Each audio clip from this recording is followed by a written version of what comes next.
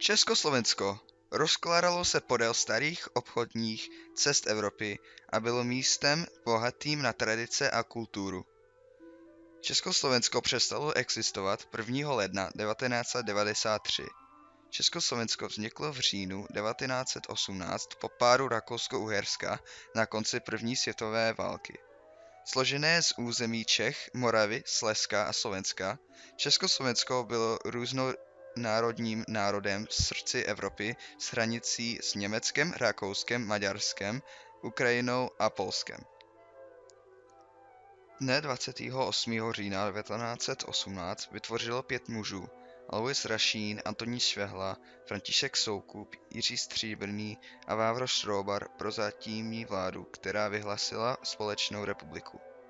Následně byl zvolen první prezident, který se stal oblíbený Tomáš Garrigue Masaryk, který byl v době zvolený členem realistické strany. Zpočátku byl navrh nové země vítaný, nicméně spokojenost se začala měnit, protože etnické skupiny jako Němci, Slováci a slovenští Maďaři se cítili utískovaní a cítili nesnášenlivost vůči politické a ekonomické dominanci Čechů. Slováci zároveň pociťovali nedostatek politické autonomie. Obě země, které se spojily, Česko s Moravou a Slezskem a Slovensko, vypadaly jako dokonalá shoda s jejich kulturní a jazykový podobností. Nový stát byl multietnický, jak bylo zmíněno výše, tvořilo jej 51% českých, 16% slovenských, 22% německých, 5% maďarských obyvatel a 4% Rusinů. Ačkoliv kulturní rozdíly byly patrné, stát prohlásil, že ideologie spočívá v tom, že neexistuje žádné samostatné české a slovenské národy, ale pouze jeden národ československý. S tím ovšem nesouhlasili Slováci a další etnické skupiny. Období mezi první a druhou světovou válkou bylo pro Československo úspěšné.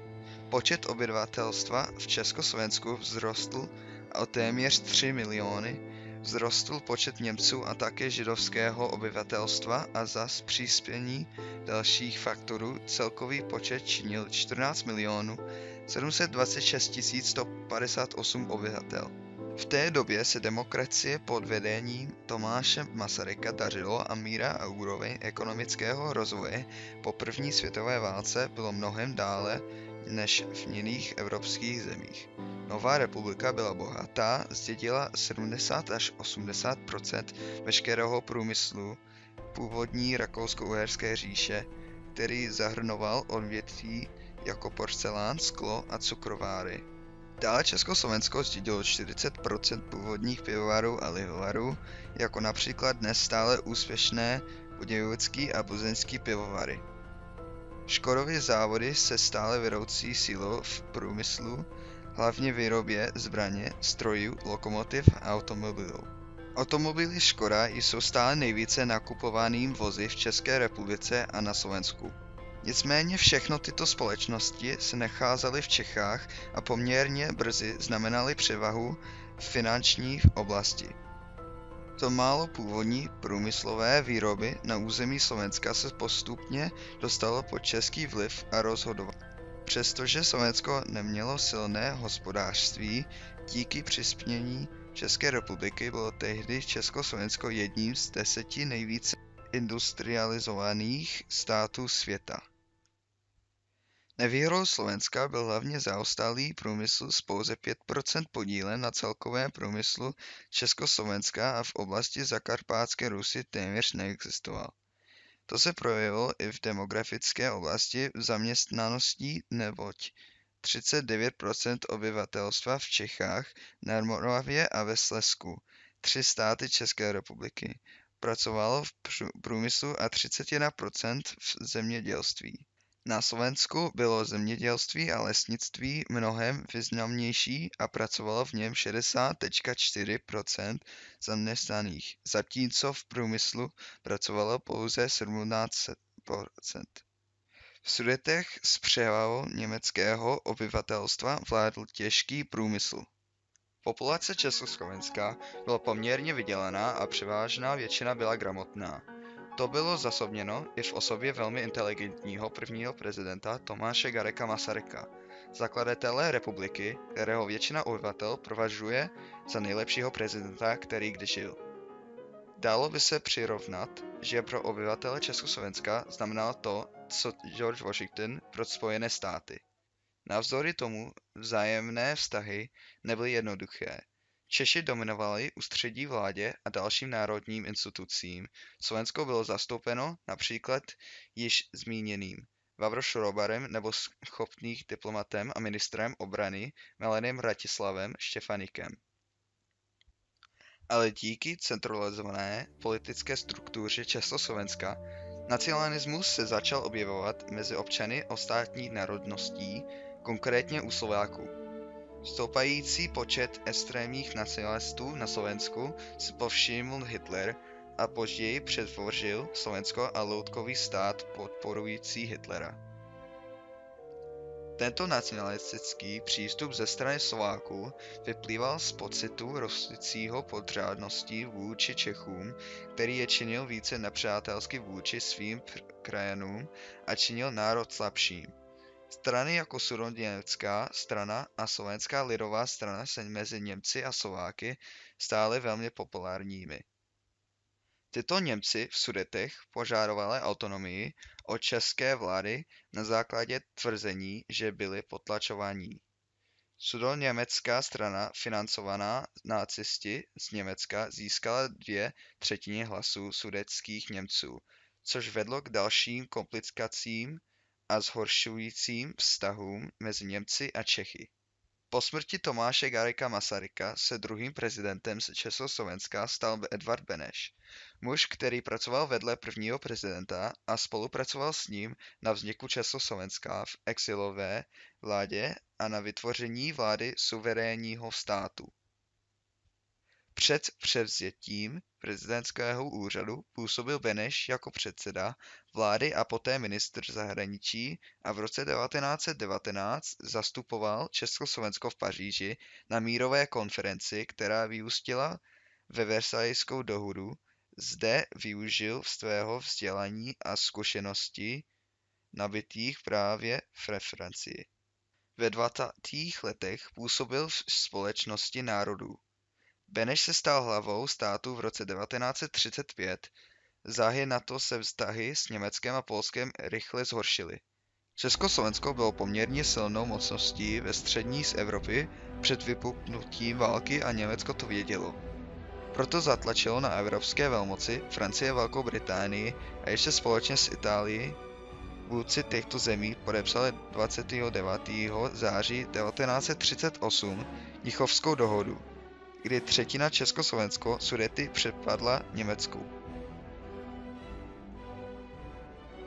Podle této dohody se Velká Británie a Francie zavázaly nezasahovat v případě invaze, co bylo samozřejmě vnímáno jako zrada. Nejen to, část území byla připojena k Maďarsku a další k Polsku. Hitlerovým důvodem pro toto odtržení území bylo údajné utrpení etnických Němců žijících v Československu. Toto odtržení přinutilo 1 200 000 Čechoslováků opustit své domy během pouhých 10 dní. To byla pro Beneše poslední kapka a tak nedlouho na to odstoupil a do úřadu byl dosázen Emil Hácha. Tato anexe zanechala zbytek Československa slabým a téměř bezmocným a neschopným odolat následně okupaci. 14. března 1939 odjel Hácha do Berlína, aby se setkal s Hitlerem. V ten den Slovensko vyhlásilo nezávislost od Československa v přesvědčení, že je to správný krok. Jak se ale mýlilo? Toto rozhodnutí ze Slovenska víceméně učinilo spojence nacistického Německa a zrušilo předchozí vliv a moc, které jednoté Československo mělo. Toto bylo vnímáno jako zrada slovenského lidu vůči Čechům. Nicméně Hácha podepsal a poskytl Hitlerovi zamínku zabrat Čechy a Moravu z důvodu, že se Československo zhroutilo zevnitř a Hitlera administrativa tak předešla chaosu ve střední Evropě. Když se Háchy zeptali na schůzku, se nenávistí řekl, jak ho Hitler patronoval a říkal, že nechce, aby byla krásná Praha v několika hodinách srovnaná se zemí a popisoval ho jako ďábla. Druhý den ráno byl Československo obsazeno nacisti. Tato inváze vůbec neměla proběhnout tak jednoduše, ale měla zažehnout válku, protože to bylo viděno jako zrada západních spojenců.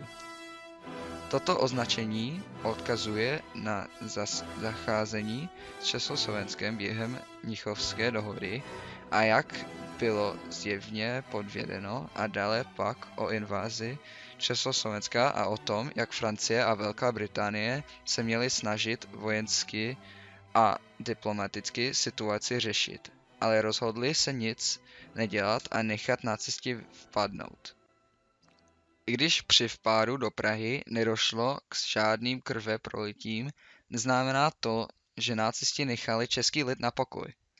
17. listopad je nechvalně známý uzavřením českých vysokých škol, popravou 9 studentů a odsunem z 1200 studentů do koncentračního táboru v Německu. Češi pak vstoupili do bojů po boku spojenců, zatímco Slováci vytrvale bojovali na ruské frontě až do léta 1944, kdy slovenské odbojové síly vyvolaly protivládní slovenské národní povstání.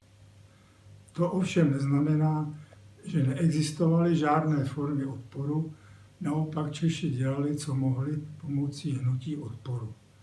Československo mělo 4 hlavní odbojové skupiny. Politické ústředí, petiční výbor, věrní zůstaneme a obrana národa. Byly 3 hlavní skupiny demokratického odboje a 4. byla komunistická strana Československa. I na Slovensku působily odbojové skupiny, nejvýznamnější bylo Slovenské národní povstání, které vypuklo v srpnu 1944. Většina členů těchto skupin byla aktivními členy a důstojníky rozpuštěné československé armády. Demokratické skupiny se pyšnily sloganem pro svobodu do nové Československé republiky, který zdůrazňoval ideály minulého prezidenta Tomáše Garrigua Masaryka. Toto byla výzva pro Čechoslováky v exilu, aby se připojili a pomohli těm v protektorátě. V roce 1940 gestapo demokratický odboj částečně rozbilo a tak byla vytvořena jedna organizace ÚVD, Ústřední vedení odboje domácího. To spolupracovalo s Benešem a jeho exilovou vládou v Londýně, udržovalo radiové spojení a řídilo odboj v protektoriátu. Nejslavnější operaci československého odporu byla operace Anthropoid, kodové označení pro plán atentatu na říšského protektora Reinharda Heydricha. Tento muž byl zodpovědný za odstranění Hitlerových oponentů za křišťálovou noc a byl také jedním z hlavních aktérů plánu na vyhlazení Židů. Do Prahy přišel jak zastupující říšský protektor v září 1941 a okamžitě začal popravovat lidi a vydávat tresty smrti nevinným občanům. Exilový odboj začal plánovat operaci se 6 Čechy a 1 slovenským parašutistou, kteří byli pro tento úkol v Londýně speciálně vycvičení. 27. května 1942 Josef Gabčík a Jan Kubiš a v Praze plán realizovali, když zaútočili na projíždějící Heydrichovo auto. Toho smrtelně zranili, ale zemřel až v nemocnici na komplikace po operaci. Stovky členů gestapa a tisíce vojáků Wehrmachtu patralo po parašutistech a hrozili paravou těm, co jim pomůžou nebo neposkytnou informaci. Až po více než 3 týdnech parašutisty vysledovali a objevili jejich úkryt v kostele v Praze. Ten obklíčili a šli do hluboké přestřelky, kdy 3 z parašutistů zahynuli, aby ostatním poskytli dostatek času na vykopání únikové tunelu. To nakonec selhalo a posledními zbývajícími 4 kulkami se vzali svůj vlastní život. Všichni byli následně připomínaní a oslavovaní v české i slovenské historii. To se samozřejmě neobešlo bez odplaty. Heydrichův nástupce Karl Hermann Frank popravil 10 000 Čechů jako varování a srovnal se zemí 2 vesnice, které měly vysádkařům pomáhat. Dospělí muži byli zastřeleni, ženy poslány do koncentračních táborů a malé děti byly odvezeny na převýchovu do Německa. Tento čin vystrašil odboj a prakticky ho paralyzoval. Přestože odbojové hnutí bylo na nějaký čas zastaveno, ve výsledku byla akce užitečná, neboť zvýšila prestiž Československa ve světě. Tato akce se ukázala jako zásadní k tomu, aby se země po ukončení války zajistila nároky na samostatnou republiku. Nacisté se snažili taktikou nadvlády vystrašit český odpor, nicméně to nefungovalo.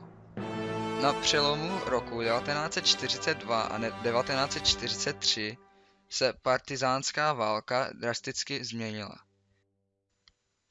Vznikalo stále více skupin působících hlavně v zalesněných a horských oblastech. Na jaře 1945 se partizánské skupiny rozrostly na 120 a zahrnovaly 7500 členů. Dělali cokoliv pro zpomalení nebo narušení nepřítele. Ničili železniční a silniční dopravu tím, že vychazovali do vzduchu tratě a mosty, útočili na vozidla a vlaky. Jako odpověď nacisté vypálili několik českých vesnic a měst podél tratí.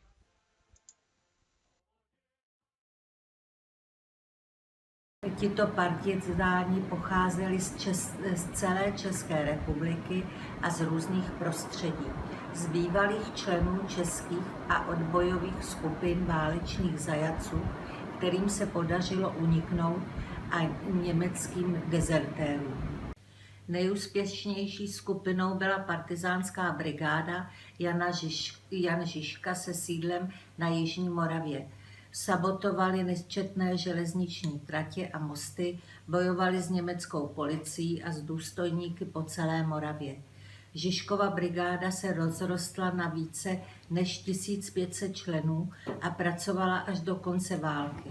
Ke konci války si čeští občané uvědomili, že konec války se blíží, měli dost ničených životů, země a nádherného města Prahy. Dne 5. května 1945 zaútočili Pražané a členové odporu v hlavním městě na německé jednotky a dostali se do ostrého boje. Konflikt skončil dne 8. května, kdy čeští a němečtí vůdci podepisovali příměří. Poté německé jednotky začaly opouštět město, i když některé jednotky SS vytrvaly a bojovaly až do posledního dne 9. května, kdy město bylo zcela osvobozeno Rudou armádou. Pražské povstání bylo největší akcí národního odporu druhé světové války. Během války se objevilo velké množství lidí, z kterých se stali vůdci a ovlivnili průběh války. Například Irena Bernášková, česká novinářka a členka odporu, popravená v srpnu 1942, později vyznamenaná Československým válečným křížem a medaili za hrdinství prezidentem Václavem Havlem.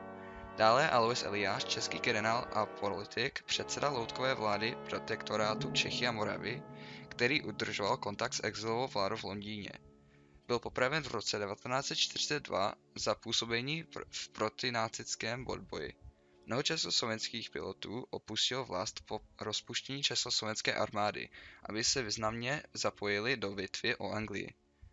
Dále tři králové, Josef Mašín, Josef Balaban a Václav Moravek, Alena Hajková, Jan Opletal a Zdeňka Pokorná, kteří byli zatčeni, mučeni a vězněni či popraveni za své působení v odboji. Po skončení války se demokratický život nikdy nevrátil do starých kolejí. Zákony, nyní známé jako Benešovy dekrety, znárodnily více než 3000 společností, včetně uhelných dolů, těžkého průmyslu, výroben potravin, bank a dalších soukromých pojišťoven, což představovalo zhruba 2/3 celkové průmyslové kapacity země. Ještě před ukončením války vznikl plán vyhnat co nejvíce Němců ze země, což představovalo asi 30% obyvatel na české straně. Když válka skončila, 700 000 Němců bylo podle Postupimské dohody se spojenci na Postupimské konferenci z Československa odsunuto. Češi Němci zacházeli často brutálně, což vyvolalo protesty spojeneckých sil.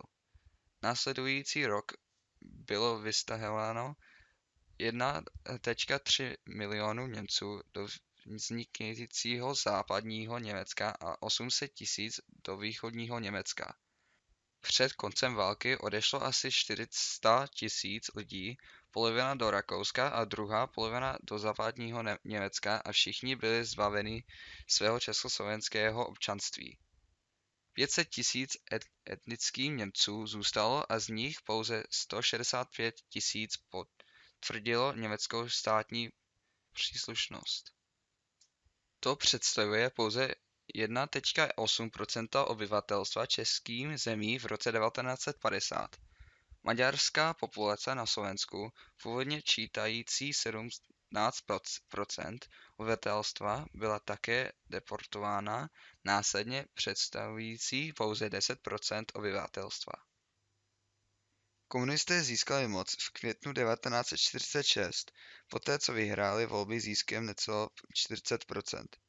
Na Slovensku komunisté nebyli až tak populární, získali pouze necelá 30% hlasů, zatímco demokratická strana získala 62%. Ale celkově to znamenalo pro komunisty vítězství. Stranu pak vedl nový vůdce Klement Gottwald, který byl jmenován dne 6. července 1946. Prezidentem byl Edvard Beneš a pouze 2 vládní ministři nebyli v té době součástí za žádné politické strany. Ludvík Svoboda, který se později stal členem komunistické strany a v roce 1968 prezidentem a Milan Masaryk, ministr zahraničních věcí a syn prvního československého prezidenta. 25. února 1948 je znám pod názvem Vítězný únor, označující komunistický převrat podporovaný Sověty, po kterém byl komunisti a moc další více než 40 let. Příští rok byl Marshallův plán předložen evropských národům, nicméně po konzultaci se Sovětským svazem československého plán odmítlo a rozkazy Sovětského svazu se řídilo i v následujících letech. Komunisté v 50. letech uměli vytvořili několik politických procesů s lidmi nepohodlými režimu. Bylo to většinou vzdělaní lidé, kteří se různých důvodů, minulost, židovský původ, účast v odboji proti komunistické názory mohli ohrozit komunistickou vládu. Nejzměnější obětmi politických procesů jsou Heliodor Pejka, Rudolf Slanský a Milada Horáková. První obětí byl Heliodor Píka, který sloužil v československé armádě a v roce 1943 získal hodnost generála. Díky své práci znal výborně poměry v Sovětském svazu a tím se pro ně stal hrozbou. Byl nespravedlivě odsouzen za vojenskou zradu a zneužití pravomoci a 21. června 1949 byl oběšen. Dne 20. listopadu 1952 Rudolf Slanský, generální tajemník KSČ, a 13 dalších vedoucích členů strany, 11 z nich židovského původu, byli obviněni z účasti na údajném protistátním spiknutí a odsouzeni. 11, včetně Slanského, bylo 3. V prosince 1952 oběšeno v Praze a 3 byli odsouzeni k doživotnímu vězení. Klement Gottwald věděl, že jsou nevinní, ale bál se postavit Stalinovi a jeho režimu. Slanský se po nátlaku přiznal k všem bodům obžaloby: špionáž, velezrada, sabotáž a prozraní vojenských tajemství. Třetí známou obětí politických procesů byla Milada Horáková, jediná žena popravená během politických procesů ve všech socialistických zemích. Horáková se aktivně zapojovala do politiky během druhé světové války i po ní, ale stíhání bylo naprosto vykonstruované. Ona a další 12 bylo obžalováno ze spolupráce s americkou zpravodajskou službou a z plánování politického převratu. Z 12 obžalovaných byly 4 odsouzeny k smrti: Milada Horáková, Jan Buchal, Oldřich Pecl a Zavíš Kalandra. Navzdory protestům Churchilla, Einsteina nebo Eleanor Roosevelt, Gottwald odmítl všechny žádosti o milost a 27. září 1950 byli popraveni na dvoře Pankrátské věznice. Milada Horáková šla k popravě poslední.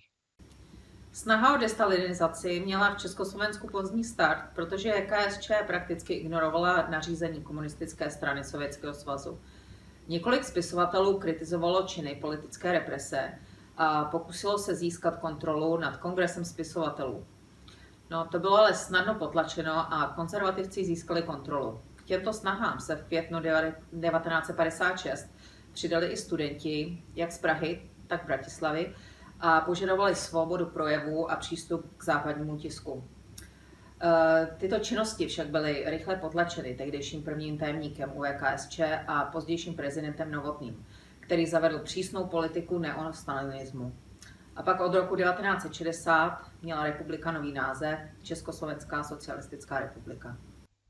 Z dne 20. srpna 1968 Sovětský svaz a vojska Varšavské smlouvy vypadly do Československa, aby sestavili reformní trendy v zemi.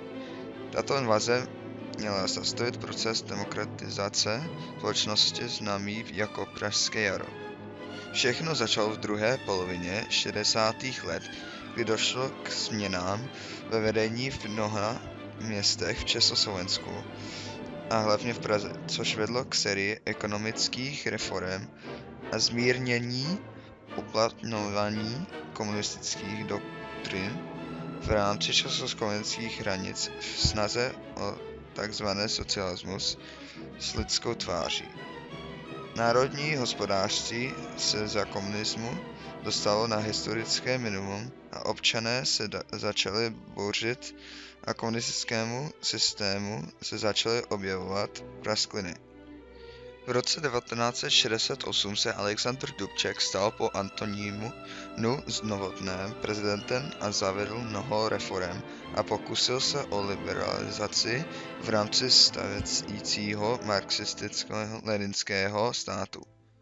Sovětský svaz se všiml pokroku národa a proto se rozhodl zasáhnout, aby došlo k návratu konzervativnější a prosovětský vlády. To vedlo k změní invázi vojsk Varšavské smlouvy, Sovětského svazu, Maďarska, Polska, východního Německa a Bulharska. Inváze všechny překvapila a tak byla pro Sověty rychlá a úspěšná.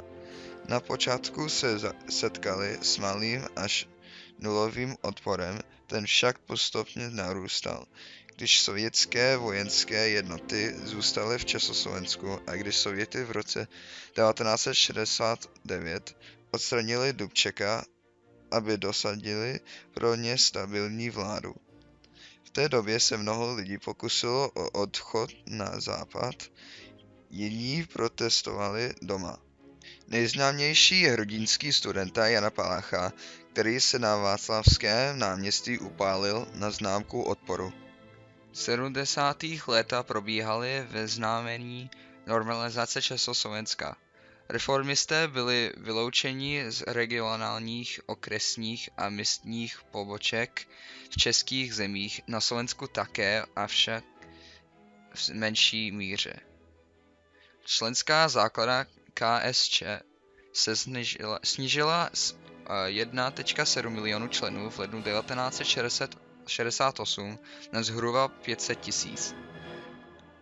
V nejvyšších úrovních vládních a státních organizací byly provedeny čistky, vydavatelství a filmová studia byly nuceny jít jiným směrem. Byla striktně zavedená cenzura a nastolena kampaň militantního ateismu. Dnes je Česká republika druhou nejateistější zemi v Evropě po Francii.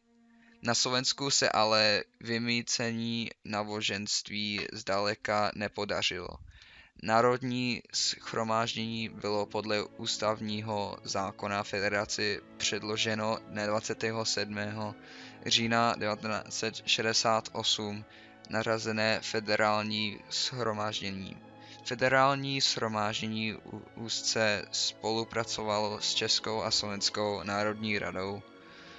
O 2 roky později, v roce 1970, Československo a Sovětský svaz podepsali smlouvu o přátelství, spolupráci a vzájemné pomoci, nicméně sovětská vojska zůstala v Československu umístěna. Tato smlouva propojila Československo ještě více s Varšavskou smlouvou.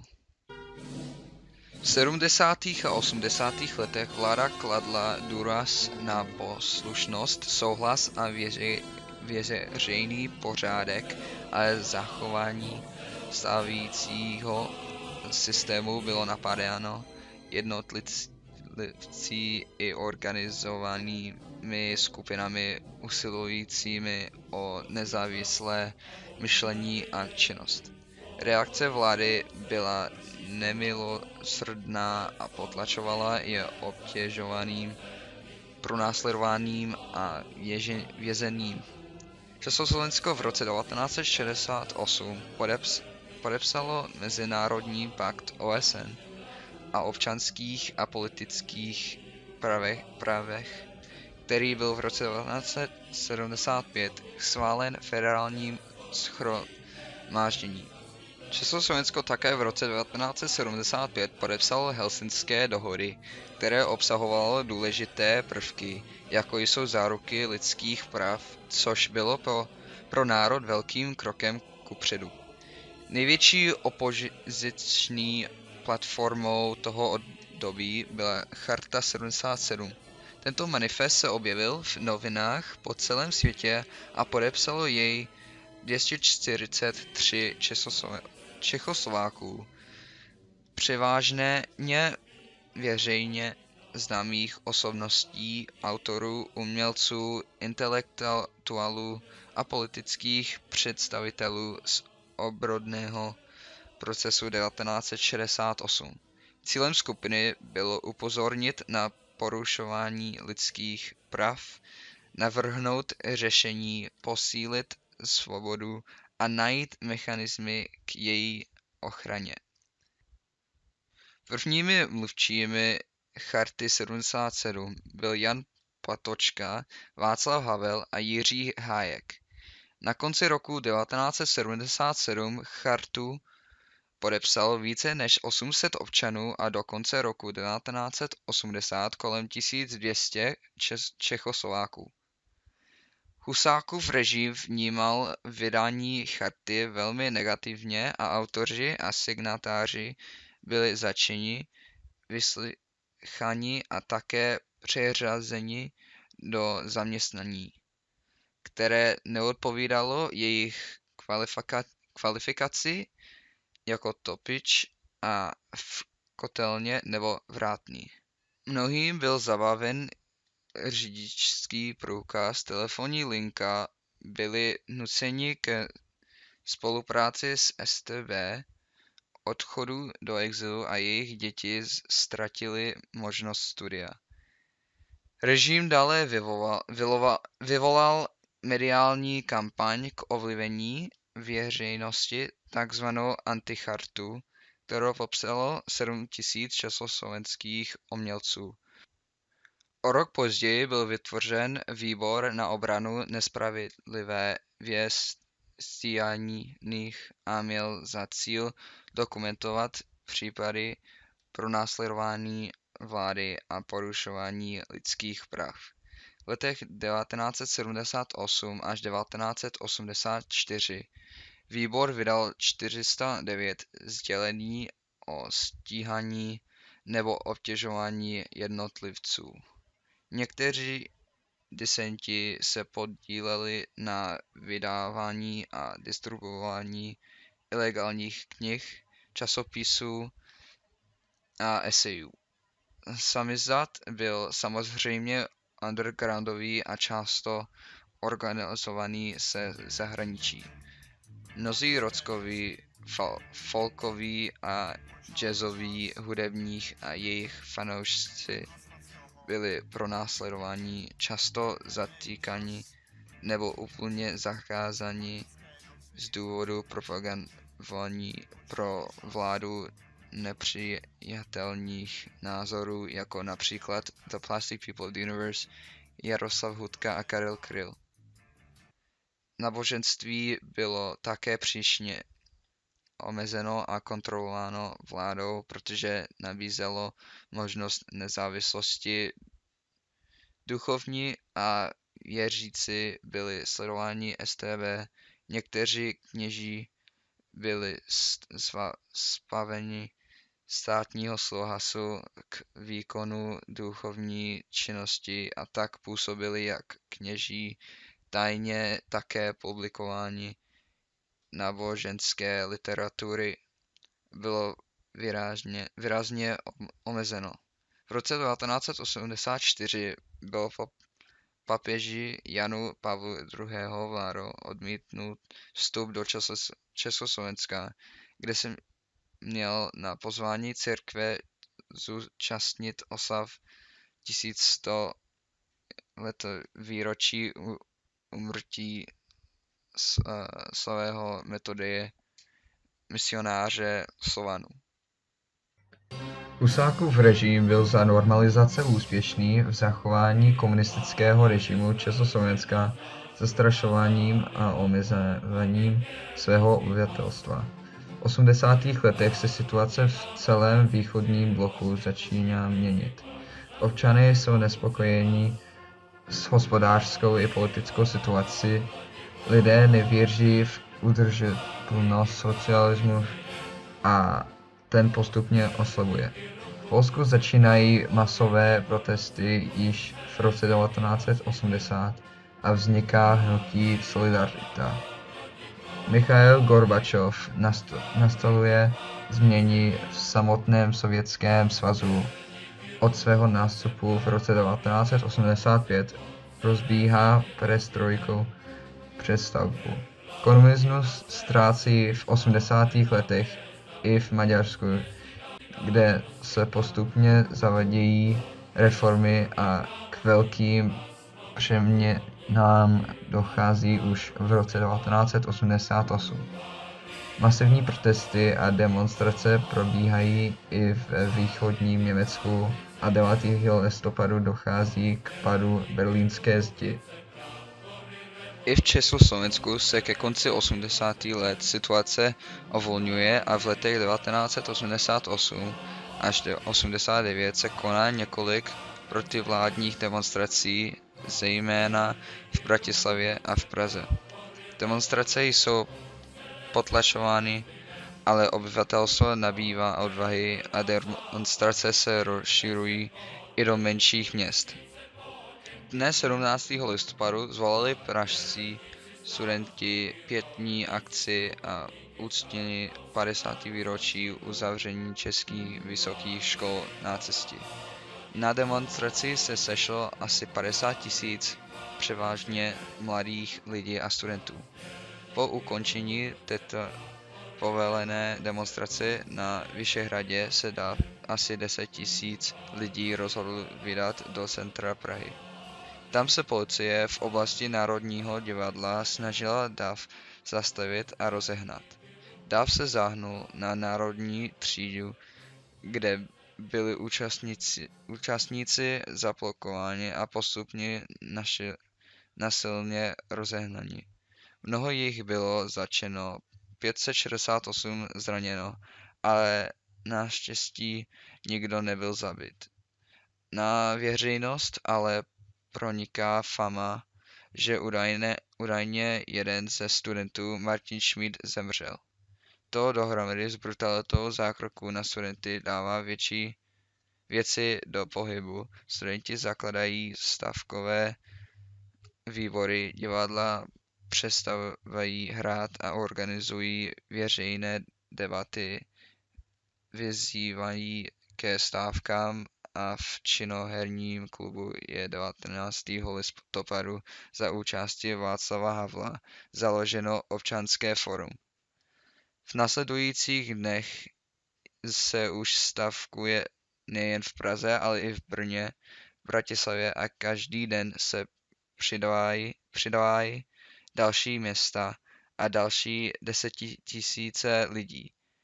24. listopadu odstoupilo celé vedení komunistické strany a 27. prosince se konala dvouhodinová generální stávka, do které se zapojilo 75% všech občanů, přes 11 milionů. Následující den končí vláda jedné strany KSČ. 10. prosince je jmenována nová vláda s komunisty v menšině. Gustav Husák podává demisi. 28. prosince byl do čela federálního shromáždění zvolen Alexandr Dubček a 29. prosince byl Václav Havel zvolen po 41 letech prvním nekomunistickým prezidentem. Název sametová revoluce byl pravděpodobně poprvé použit zahraničním novinářem, který informoval o dění v Československu a popsal pokojný způsob, jakým Čechoslováci zvrhli komunisti. Známé jsou záběry z demonstrace 17. listopadu, kdy dívky v předních řádách zastrkovají bílé karafiaty odencům za výstroj, další studenti sedí a volají "Máme holé ruce". V následujících dnech na demonstracích lidé vyvolávají hesla, cinkají klíči, zpívají dlouho zakázané písně a modlitba pro Martu zpívaná po 20 letech Martou Kubišovou se brzy stává společně se státní hymnou nejvíce zpívanými písněmi celé revoluce.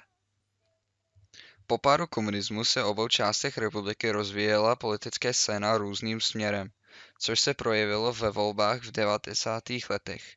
Slovensko si více posunula doleva, Slovenská demokratická levice byla zastoupena reformovanou komunistickou stranou a zdůrazňovalo národní požadavky. V České republice nedošlo ke zrušení ani reformě komunistické strany. Nově vznikla sociálně demokratická strana. V Čechách ještě v revolučních dnech vzniká Občanské fórum, politicky se zařazuje do politického středu. Jejím lídrem je nejdříve Václav Havel. Později je prvním předsedou zvolen Václav Klaus. Na Slovensku vzniká obdobné hnutí veřejnosti proti násiliu se základnícími osobnostmi Milanem Kňažkem a Fedorem Gálem. Vytvoření funkční vlády bylo ale prakticky nemožné, protože slovenská levice a česká středoprava většina těžko nacházely potřebnou shodu.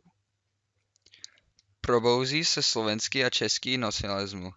Zdá se, že Češi se s myšlenkou Československa identifikují mnohem více než Slováci, kteří jako první vyslovují požadavek svrchovanosti.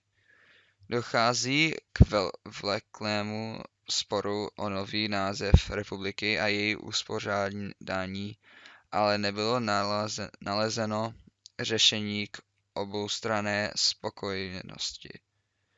Veřejnost očekává vypsání referenda o rozdělení republiky, ale na rozdělení se ve srpnu 1992 dohodne předseda české vlády Václav Klaus a předseda slovenské vlády Vladimír Mečiar. 25. listopadu 1992 přijal federální shromáždění ústavní zákon o zaniku České a Slovenské federativní republiky a 1. ledna 1993 tak vznikají dva nezávislé státy, Česká republika a Slovenská republika. Rozpad Československa tedy není úplným překvapením, spíše nevyhnutelností. Hlavními důvody rozdělení jsou vzájemné rozhořčení, prajemníci z historie, asymetrická povaha federaci dvou států, neslučitelná politická scéna po volbách v roce 1992, český a slovenský nacionalismus a nakonec nedostatek demokratických zkušeností v obou zemích.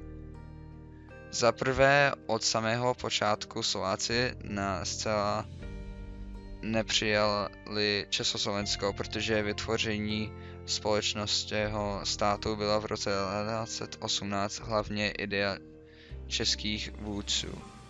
Slováci byli vděční za to, že česká část Československa dokázala nabídnout ekonomickou pomoc. To však vedlo k nadřazenému chování vůči Slovákům a čeští vůdcové a politické elity nebyly ochotny poskytnout Slovensku dostatečnou autonomii. Slováci se tak ve společném státě cítili jako mladší bratr. Na druhé straně Češi nikdy nezapomněli na zrádu Slovenska v roce 1939 a na to, jak Slovensko utvořilo svůj vlastní stát pod nacistickou ochranou. Slováci zároveň neprokazili dostatečnou vděčnost po skončení války, když byli na seznamu poražených národů a znovu se stali součástí Československa. Češi si také uvědomovali, že české země platily za ekonomický vývoj na Slovensku v dobách komunismu. Během inváze v roce 1968 Slováci utrpěli mnohem méně, protože vojska Varšavské smlouvy napadla hlavně Prahu. Také období normalizace je spojené s Gustavem Husákem, slovenskou a politickou asymetrií. Federální shromáždění vytvořené ústavním pozměňovacím návrhem z roku 1968 fungovalo, když byly oba státy pod centralizovanou komunistickou vládou, ale přestalo být funkční v politické svobodném prostředí po listopadu 1989. Mezi oběma národy došlo k nejasnostem a nedorozumění ohledně rozdělení pravomocí mezi institucemi. Dalším problémem bylo, že souběžně s federálním shromážděním působila Česká národní rada a Slovenská národní rada jako dva samostatné parlamenty národních republik a proto byl problém prosadit nezbytné federální zákony. Autorita prezidenta se zmenšovala, protože pravomoci se postupně přesouvaly na národní vlády spíše než na federální vládu. Někteří čeští politici také věřili, že historicky se Slovensko stalo pro Čechy ekonomickou zátěží. Česko bylo stále o něco více urbanizované, s lepším infrastrukturou a lépe vybaveným hospodářstvím a zároveň více nakloněné tržním reformám. Poslední problém byl nedostatek demokratických zkušeností obou zemí. To mohlo být vyřešeno tím, že by Slováci získali větší autonomii, případně změnou ze federace na konfederaci. Tomu ale nebyla věnována dostatečná pozornost, protože politici před sebou viděli pro ni v té době naléhavější úkoly. Po rozpadu Československa v roce 1993 pokračovalo Slovensko a Česká republika jako samostatné, ale spřátelné země. Nebylo nutné řešit nacionalistické a populistické otázky, které k rozpadu vedly. Vlády obou zemí se mohly soustředit na ekonomické reformy započaté v roce 1990 a postupně měnící hospodářství na tržní. Počáteční dopad rozdělení byl rozhodně větší na slovenskou ekonomiku, měli vyšší nezaměstnanost, nižší kupní sílu a nižší výkonnost ekonomiky. To se začíná měnit okolo roku 2000 a ještě výrazněji od roku 2004, kdy obě země vstupí do Evropské unie. Po rozpadu došlo i k rozdělení měny na českou a slovenskou korunu. Slovensko ale od roku 2009 přechází na euro, zatímco Češi nadále používají českou korunu. 21. století jsou obě ekonomiky plně zapojené do evropského a světového trhu. Obě ekonomiky prosperují. Slovensko bylo dokonce mezi lety 2004 a 2014 nejrychleji rostoucí ekonomikou v rámci EU s plus 4%. Došlo i k přiblížení HDP na obyvatele, přičemž Slovensko má zhruba 17 600 dolarů a Česko kolem 20 400 dolarů. Společnosti, které přinášejí největší příjmy na Slovensko, jsou Volkswagen Slovensko, Kia Slovensko, Slovnaft, PCA Slovakia a Samsung Slovakia. V České republice se jedná o společnosti Škoda Auto, CEZ Group, Agrofert, RWE a Foxconn. Rozdělení Československa ukázalo vzájemné podobnosti i kulturní rozdíly obou národů. První je jídlo. Češi a Slováci milují vaření a dobré jídlo a klasické recepty předávány generacemi je typické pro oba národy. Mezi tradičními slovenské pokrmy patří brinzové halušky, bramborové noky s ovčím sýrem a smaženou slaninou, zemiákové placky, bramborové placičky s moukou a česnekem smažené v oleji, parenica, oštěpok a korbačiky, uzený ovčí sýr, lokše, bramborové palečníky podávané na sladko nebo slano, třeba s dušeným selím, kapustou a pečenou husou, parené buchty, vařené knedlíky plněné džemem, oslazené s mákem nebo tvarohem a šišky, bramborové noky s cukrem a mákem. No tak nejtypičtější jídla v České republice jsou knedlíky. To je jednoznačný. Ať to jsou houskový, nebo bramborový, nebo karlovarský, ovocný knedlíky. Ty se dělají s různou náplní ovocnou, buď teda jahodový, malinový, borůvkový. To je houskový knedlík, ten se dělá z hrubé mouky, droždí a mlíka, zadělá se těsto. No potom z jídel jako takových je to svíčková. Ta je nejznámější asi v Čechách.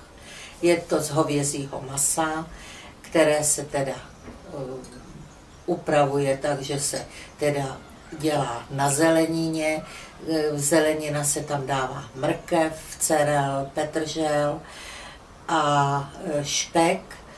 V tom se to maso udělá do měka, potom se ta zelenina odstraní a přidělá se smetanou a vznikne smetanová omáčka. Přílohou jsou houskové knedlíky. Potom guláš, to je taky známá věc. Základ pro guláš je cibule. Vždycky se říká, že kolik masa, tolik cibule. To potom je nejchutnější vlastně ten guláš. A zase cibule, pepř, paprika a na tom se udělá to maso do měka, potom se zase odstraní ta cibule a to a sos. Ke guláši houskový knedlík, může být těstoviny, rýže, anebo je výborný chleba. Ten máme dobrý, ten je k tomu taky výborný. Potom to jsou ptáčky, ty se dělají z hovězího i z vepřového masa. To se vlastně to maso musí první jako naklepat, aby to byl takový plát, na který se dá naplnit. Potře se posolí, popepří, potře se hořčicí a do toho se vloží kousek okurky, párek, vajíčko a zabalí se a takhle se to dělá zase do měka. Příloha, rýže, knedlíky, brambory, to je úplně jedno, co to je. Potom jsme říkali smažený sýr. Smažený sýr, to je nejoblíbenější jídlo, takže to je sýr, většinou se používá ajdam, cihla, která se dělá v trojobalu. Tak to znamená, že se hladká mouka, vajíčko rozšlehaný a obalí se to v housce a smaží se to. K tomu je příloha hranolky, krokety, brambory nebo šťouchané brambory. To už je jako jedno podle toho, co kdo chce. Kachinka, ta se první opere samozřejmě vyčistí, nakmínuje, nasolí a v troubě se peče. Kachna se peče, musí pect dlouho, aby se dobře propekla, takže tak 3 hodiny v troubě se peče. Příloha je zelí buď kysaný nebo sladký a buď může být bílý nebo červený. Knedlíky se k tomu dělají taky oboje, buď houskové nebo bramborové. No a ještě teda vlastně vepřové maso, naše vepřo knedlo zelo, který teda, to je zase vepřové maso upečené a k tomu jsou příloha zelí, knedlíky, anebo se špenátem je to dobrý taky. Tak v Česku je tradičně nejlepší pivo a je to z důvodu toho, že už je to tradice dlouholetá a po samozřejmě jídle je nejlepší to zapít pivem. A jinak ještě druhá věc je ta, že Češi rádi chodí do hospody a tam proberou mezinárodní události, jak politické, tak sportovní a tam to nejlépe vyřeší, když si dají pár piv. Tak to je ono. No, máme hlavní 3 druhy piv u nás a je to na prvním místě plzeňský Prazdroj, potom je to Budvar, České Budějovice a další potom Kozel, Velké Bopovice. No ještě bych tam k té Plzni zařadil Gambrinus také, plzeňský. Sporty Vile stále patří k největším vášním obou národů. V rámci jednotného Československa sportovci získali mnoho různých ocenění na mnoha sportovních akcích. Během letních a zimních olympijských her vyhrálo Československo impozantních 168 medailí. Sportovní gymnastika byla jednou z královských disciplín. Po rozdělení se Slovensku tolik nedařilo. Nazbírali pouhých 36 medailí, zatímco Češi jich nashromáždili 87. Nejsilnější disciplínou pro Slovensko je kanoistika a pro Česko atletika. Výborně se oběma zemím daří i v biatlonu a tenise. Čechům i v dalším zimních disciplinám jako snowboardu, lyžování, rychlobruslení. Dva nejpopulárnější sporty obou národů je hokej a fotbal a vášeň pro tyto sporty byla odměněna úspěchem národního týmu Československa. Československá fotbalová jedenáctka byl skvělý tým plný legend, který ovlivnil současnou hru. Styl penalty kopané Antonínem Panenkou se v současné době stále používá. Československo se 8krát zúčastnilo mistrovství světa s nejlepšími výsledky v letech 1934 a 1962. Mistrovství světa éra se zúčastnili 3krát a v roce 1976 ho dokázali vyhrát. Československý fotbalový tým také získal zlato a stříbro na olympijských hrách. Po rozdělení Československa se ani jednomu samostatnému národu už tolik nedařilo.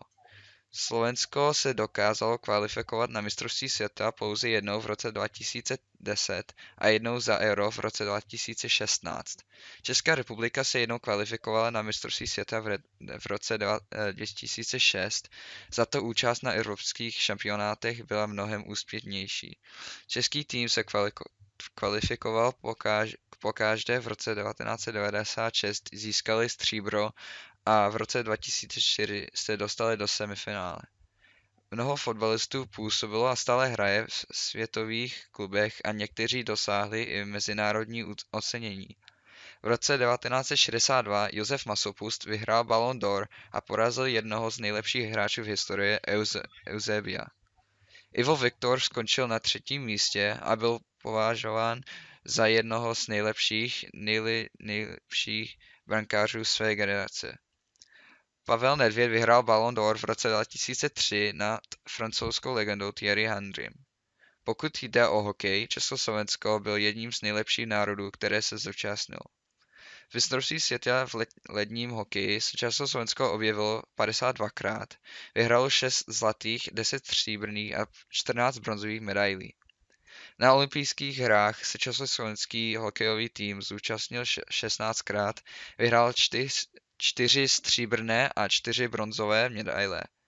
Spousta skvělých hráčů pochází z Československa a nejvýznamnější však byl na Slovensko narozený Petr Šťastný, který hrál v NHL a zařazen do hokejové síně slávy. I po rozdělení se obě země vedly v mezinárodním hokeji úspěšně. Slovensko se zúčastnilo 25. mistrovství světa. V roce 2002 vyhrál zlato, stříbrnou medaili v letech 2000 a 2012 a bronz v roce 2003. Celkem 9 slovenských hráčů získalo NHL Stanley Cup. Stan Mikita, Jiří Vícek, Martin Cibák, Tomáš Kopecký, Miroslav Šatan, Marian Hossa, Zdeno Chára, Mila Hanzuš a Marian Jabrík. Česká republika je ještě úspěšnější a v 25 vystoupení získala 6 zlatých, 1 stříbrnou a 5 bronzových medailí. Na olympijských hrách získali zlatou a bronzovou medaili. Stanley Cupu vyhrálo 26 hráčů pocházejících z České republiky. Mezi nezapomenutelné hráče se řadí Patrik Eliáš, dvojnásobný šampion Stanley Cupu, 2krát nejlepší český hráč, který na svých 20 sezon v NHL nazbíral 1025 bodů. Dominik Hašek nebo Dominator je považován za jednoho z nejlepších hokejových brankářů všech dob. 6krát byl zvolen nejlepším českým hokejistou, stal se dvojnásobným vítězem Stanley Cupu a 6krát vyhrál Vezina Trophy, ocenění pro nejlepšího brankáře NHL. Ovšem nejlepším českým hráčem historie je Jaromír Jágr. 12násobný vítěz zlaté hokejky pro nejlepšího českého hráče, dvojnásobný vítěz Stanley Cupu a hráč se historicky druhým nejvyšším počtem bodů v NHL s 1921 bodů za vedoucím Waynem Gretzky. Nejenže je to nejlepší český hráč, ale nejlepší všech dob v NHL pocházející z Evropy. Oba národy mají velký přínos v kulturní oblasti. Čeští klasičtí hudební skladatelé Bedřich Smetana, Antonín Dvořák a Leoš Janáček jsou známí po celém světě. Stejně jako dětský pěvecký spor Bambiny di Praga nebo slovenská folklorní taneční skupina Lučnica. Kultura je oblast, kde můžeme pozorovat pravděpodobně nejvíce spolupráce mezi Čechy a Slováky. A to jak v rámci jednotného státu, tak i po jeho rozdělení. V období společného Československa se studenti v školách seznamovali s oběma jazyky dokonalému porozumění, ale lidé dosáhli ale hlavně díky televizi a rozhlasu. Zprávy měly vždy zastoupené moderátory v obou jazycích. Známé jsou slovenské filmové pondělky v České televizi a ještě častější relace v češtině na Slovensku. Slovenští herci se objevovali v českých filmech a seriálech a často vládli výbornou češtinou. Za zmínku stojí například nejúspěšnější česká komedie 20. století, film S tebou mě baví svět, kde hrálo hned několik slovenských herců, z toho 2 v hlavních rolích. A tuto spolupráci vidíme i po roce 1993 a dokonce se zdá, že to je intenzivnější. Filmová spolupráce pokračuje třeba i v oscarovém filmu Kolia. Divadla často hostují televizní soutěžní pořady mají soutěžící i po roce z obou zemí. Úžasná je i tvorba na poli hudebním, kde nejenže spolupracují zpěvači a tvůrci, ale oba jazyky se často objevují i v rámci jedné písně. Všichni znají Zvonky z štěstí Karla Gotta a Darinky Rolancové. Dále stojí určitě za zmínku Richard Müller, Petr Chapka, Miroš Birka, kapely Chynásky, No Name Krištof. Spolupráce je vidět i na rapové scéně. Jak bylo výše zmíněno, Češi a Slováci jsou velmi úzce svázaní. 75 let žili pokojně v rámci jednotného státu a nadále se udržují pozitivní vztahy. Zajímavé je, že podle průzkumu veřejného mínění v roce 1993 bylo pouze 20% obyvatelstva spokojené s rozdělením na 2 samostatné státy. O 10 let později už to bylo 50%, ale zároveň se obyvatelé vzájemně více respektují. Slováci jsou stále nejpočetnější zahraniční menšina žijící v České republice. Důvody jsou často rodinné, protože plno rodin má členy původem z obou zemí. Například 8 z 10 Slováků má v Čechách příbuzné. Dále zůstávají z studijních či pracovních důvodů. Slovenští studenty stále mohou studovat v Čechách zdarma a naopak. Lidé se slovenským původem zastávají v Čechách významné posty. Nejlépe to dokládá současný český předseda vlády Andrej Babiš, původem z Bratislavy. Na Slovensku naopak působí bývalý český premiér Mirek Topolánek v plynářském podniku Eustream, předtím ještě v firmě Nafta. Spolupráce pokračuje i v ekonomice. Slovensko je pro Českou republiku druhý nejdůležitější obchodní partner hned po Německu. Český vývoz se v posledních 10 letech více než zdvojnásobil. Na Slovensko se vyváží hlavně silniční vozidla, která tvoří 40% celkového vývozu, a dále stroje a spotřebiče. Stejně i naopak, Česko je pro Slovensko hned druhým největším obchodním partnerem také po Německu. Vyváží se hlavně ropné a lehké oleje a dále části a součásti motorových vozidel. Nelze opomenout turismus. Pro Čechy je Slovensko nejoblíbenější destinace pro kratší dovolené. V roce 2017 jich tam cestovalo 650 000. Navštěvují hlavní město Bratislavu, slovenské lázně a termály a horské oblasti. Do oblíbenějších Tater dokonce přicestovalo o 10 000 víc Čechů než Slováků. Slováků cestuje do České republiky dokonce více, v roce 2017 téměř 700 000. Česko je pro ně turistickou destinací číslo 1 a celkově 20% všech zahraničních cest míří právě do Čech.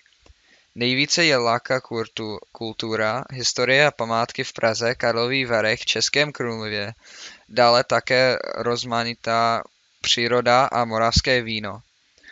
V loňském roce probíhal projekt Společné století, který připomínal stoleté výročí vzniku Československa a vzájemně sounáležitosti obou národů. Na mnoha místech v Čechách i na Slovensku se konaly oslavné akce, koncerty, představení. Je vidět, že oba národy mají stále mnoho společného a dokážou spojeně žít spolu i vedle sebe i po rozdělení Československa.